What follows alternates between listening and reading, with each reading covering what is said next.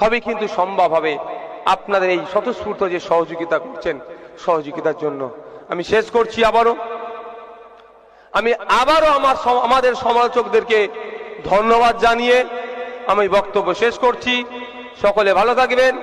যারা এসেছেন দূর দূরান্ত থেকে, সুষ্ঠুতার সাথে যেমন শৃঙ্খলাবদ্ধ হয়ে এসেছেন, একইভাবে শৃঙ্খলার সাথে বাড়ি ফিরবেন। সর্বোপরি আপনারা আমাদের জন্য দোয়া করবেন, আর সব থেকে বেশি দোয়া করবেন বড় ভাইজানের জন্য। কারণ আমি তো জানি আমি শুধু কষ্ট পাই যখন বলে টাকা খেয়ে নিয়েছে, শুধু মানসিকভাবে কষ্ট পাই। কার সম্পর্কে বলছে? হয়তো আমি আমার বড় ভাইজানের সম্পর্কে সার্টিফিকেট দিলে আপনাদের নাও ভালো লাগতে পারে, কিন্তু আপনাদের একটু জানিয়ে রাখি, আপনারা অনেকে মেম্বার আছেন না, মাসিক 100 টাকা করে সংগঠনের টাকা, আর নলেজ সিটির আলাদা টাকা, দুটো আলাদা ব্যাংকে রাখা হয়।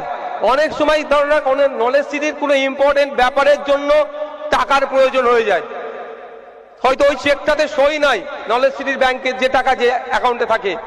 আমি বলেছি একাধিকবার যে আহলে সুন্নাতুল জামাতের যে এনজিওর ব্যাংক আলাদা যে টাকা আছে, সেই টাকার চেকটা দিন না।